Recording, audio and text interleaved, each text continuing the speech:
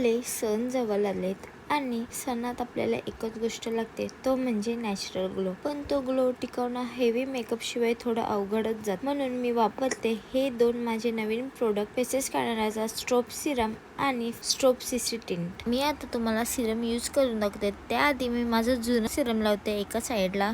तुम्ही बघू शकता सिरम लावला पण काहीच ग्लो नाही.